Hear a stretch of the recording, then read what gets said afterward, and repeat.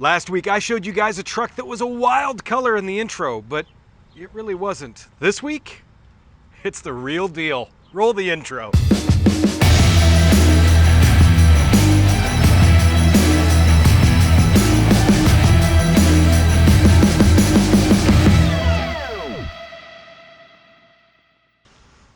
Hey guys, it's Josh with the Hisson Group. I want to thank you again for tuning in this week. Yes, this is the real deal. There's no color tricks. I didn't change this or anything like that. It's that color. And if you ask me, I absolutely love it. As a matter of fact, my dad races a Mini Cooper that's kind of the similar color too. When you've got a truck that looks like this though, you're looking to stand out. And we've got quite a few features on it that do stand out. So, you know the routine. We're gonna do some B-roll, stuff like that. We will start at the front, work our way to the back. Ready? Go.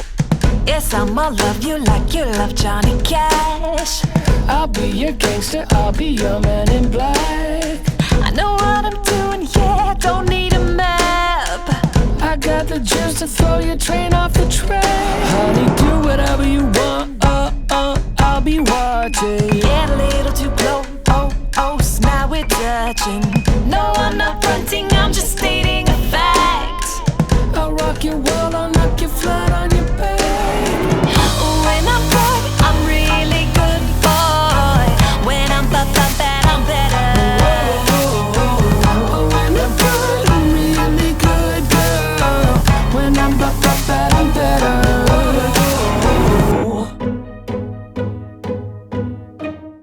So let's start with my traditional walk around up front, as we said before, right? Once again, dump truck, tow pin, kind of one of those things that just go hand in hand because we're pretty sure you're gonna put this in a situation that you can't get out of. If you don't, well then, are you really using it as a dump truck? Second off, we've got the bumper here, tapered edge, as I always like to point out. And once again, we've got the wire mesh back in here. It's not going anywhere. It's gonna make sure that it protects your coolers back here. A little bit of cooling, added cooling area. We're gonna make sure we protect it. Speaking of the protection, that wire mesh grill that you guys have heard me talk about endlessly, yeah, it's up here. Tow pin's gonna slide in there. We've got your step for you over here.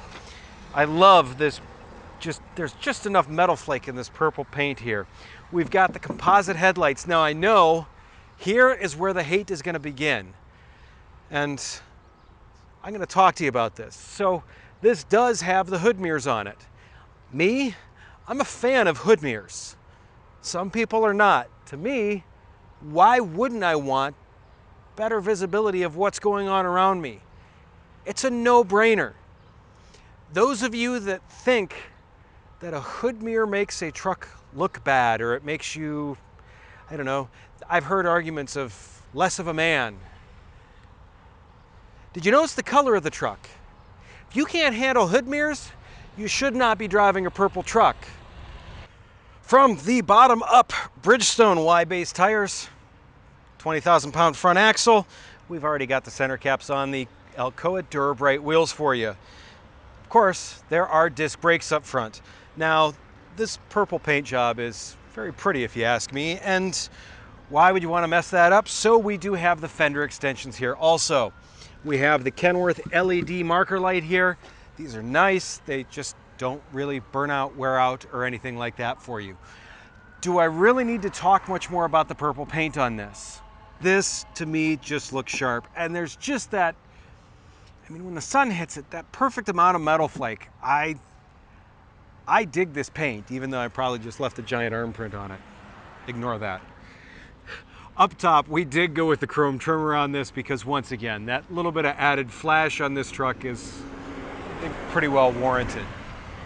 So a detail that I forget to mention on a lot of trucks, especially vocational trucks like this, are these pre-filters. So what exactly are they? Well, you know how the air intakes are on the outside of the hood, right? Air comes in there and it actually uses a cyclone effect, much like some vacuum cleaners out there. Most of the dust and big chunks get filtered out into here, which eventually they just fall right out the bottom. It's that pre-filter type of setup that helps keep your air cleaner lasting longer and your engine breathing cleaner. Just makes sense, especially if it's something mechanical and not something that you ever have to replace. So let's talk about what we've got under the hood here. This 510 horsepower and 1,850 foot-pounds of torque of PACCAR MX-13 power. We are getting more and more people that are requesting the PACCAR engines, and there's a good reason for it. There's actually a number of good reasons for it. First off, it weighs a fair bit less. Second off, it's less expensive. Third off, it's been proven to be durable. Now I know some of you guys are gonna jump in the comments and you're gonna be like, PACCAR engines, blah, blah, blah, blah. I tell you what, PACCAR engines got a bad rap, and it's because of timing, if you think about it. Look back to 2010, 2013. That's when these engines started to come out, right? There's a few other companies out there that also had engines out at those times. One of them was a certain color of engine, like a school bus, and they wanted nothing to do with it. There's another company out there that makes trucks, complete trucks, and they almost totally exited the scene. The fact that this engine not only survived, but has thrived, really says a lot about it. This is a really well-built engine, really well-designed engine. You gotta give it some credit there. It is a survivor. A couple of million miles later, you'll agree with me on that. So what's behind it? There is a 6-speed Allison 4500 RDS transmission. We wanted to make sure that if you're looking this good, you're going to be able to go that good also, right? As we head down the side of the truck here, polished toolbox, because when you stand out this much, you do need to look good. I'll explain the fuel tank and that on the other side. Behind it, we've got the polished guard on the DEF tank here, and we've got a single exhaust on this truck. You guys know my opinions on that, but just because we also have a 7.5-inch, I believe, stack at the top of it, just giant stack, got to finish off the look of the truck, because you look at everything behind it, there's a lot of shiny stuff there. Why not put some shiny stuff up at the top of that? To me, stuff like this little toolbox, you open this thing up, there's a ton of space in there for stuff that you don't necessarily want to crap up your cab with. These little touches are on trucks like this are just, a lot of you guys know, just invaluable. And they make it so much better throughout the day and so much cleaner in the cab. Unfortunately, the sun went away, but this still looks pretty amazing if you ask me. This is a 22-foot Alfab, obviously sheet and post, aluminum bed. Definitely a super nice setup, and Alfab does a ton of extra touches on this just to put it over the top to make it look that much better. Now, one of the other things that they did for us too is Alfab installed the pusher axles on this. As always, we've got Alcoa Durbright wheels on there. We've had just such great luck with those wheels. It's really tough to go any other direction with them. As we look inside or towards the back here, we've got 430 rear end gears, which obviously works really well in tandem with that MX and Allison transmission combination up front. Outside of those, we've got disc brakes helping you slow everything down. Now, someone made a request last week for me to talk about a Hallmax versus a Chalmers suspension. This has the Hallmax on it. So we're gonna dive just a little bit into this. I could honestly make a huge video on the differences between the two, but really they're gonna do the same approximate things. I don't wanna get in any trouble by saying they're too close. They're similar, but still very different in what they do. So let's go back and take a look at that, shall we? So let's start with some of the similarities, and I'm hoping the camera stays focused on the suspension, but we'll see actually what happens. So both suspensions tie the front and rear axles together, so they're both tied together. As you go over a bump, you're going to get that type of action out of it. Now, the nice thing about that is if you go over a 1-inch bump with either one of the axles, because of the way this is going to work, it's only going to really push up a 1/2 inch on the center of the axle there, which is what actually pushes on the truck. So we've already reduced bump size in that way, and that's one of the big advantages, obviously, about tandem axles, besides just the weight carrying capacity. So whereas a Chalmers uses a captured donut to get squeezed into as your spring. This actually uses an accordion-like rubber spring that gets both smashed and a little bit of torsion to it. And you can see the springs, there's actually 4 of them in there. Got 1, 2, and then there's 2 more inside of that even. It's those 4 rubbers that give you your actual cushioning with this setup. It's a really great setup. It does an excellent job also of smoothing out the bumps. Now, there are some slight differences in the way that the Chalmers versus the Hallmax kind of handle things and what they do each way, but for the most part, applications like this, they both work really, really well. So I know I mentioned some extra touches that Alfab has on this just to, once again, put it over the top that little bit. I've always liked it when you've got the extra mud flaps in here. Those help protect everything, keep whatever you're dumping from going back up in here. Plus, just gives the back end a nice, clean look. Now on top of that, they've got this polished plate here with a couple of extra LED lights in there. Once again, just a nice little added touch.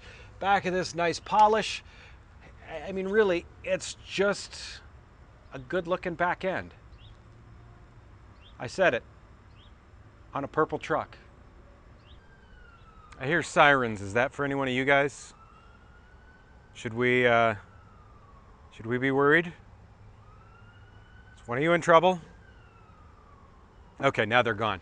Guys, at the back end here, it's just, once again, it's a really nice setup. I like how Alfab does this extra shield here to help keep stuff that may be on this lip either on the truck, or if you clean it off, make sure nothing else gets there. Once again, anytime you don't annoy the people behind you or don't have that chance of knocking out someone's windshield, it's just better when you don't have to deal with it. Top of that, the polish back here, once again, still really, really nice on this. I can fix my hair, even though it needs a lot more work than I'm willing to give it.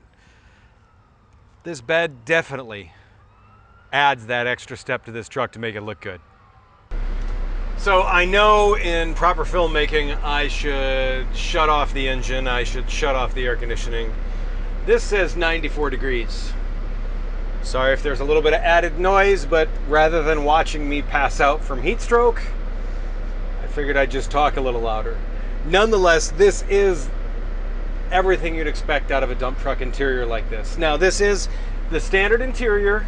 It does have the smart wheel with it. It's not a leather wrapped smart wheel. It's not the VIT with the button tuck or anything like that, but there's a number of added features in here that are actually really, really nice. Like I said, it does have the smart wheel. There's the controls for your Allison transmission. Each locker is separate on this, so that way if you're going to slide on a side hill or something like that, you can unlock one of the differentials, and that way you've still got a wheel kind of holding you up on that hill. We've got drive axle temperatures, I mean, just everything that you'd expect with this. Boost gauge, oil temp, trans temp, all the gauges you want and need in order to know what's going on with your truck. Really, it's simply just a nice truck inside. Something else that's added is this map pocket and clipboard pocket back here. It's one of those added touches. It's just a great spot to throw your clipboard. It's within reach, it's up, it's out of the way. It leaves the floor open for the bed controls and the lift axle controls here.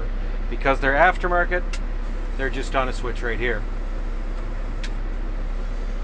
Really, it's pretty simple, straightforward, and everything you'd want out of the interior of a T880. To me, it just makes sense. The sun just went behind a cloud, and it still looks really, really good. I know not everyone's gonna want this color, but I think you kind of have to like this color at least. I mean, you may not want it on your truck, but to me, definitely a cool color to see. Nonetheless, let me know what you guys think about it. Always gonna ask for the comments, subscribe, the notifications bell. You guys know the full drill when it comes to stuff like that. Thumbs up if you liked it, thumbs down twice if you didn't like it. As always, stay safe out there, keep it rubber side down. I will catch you guys on the flip side. I think I just may sit back and admire this, or yeah, sounds good.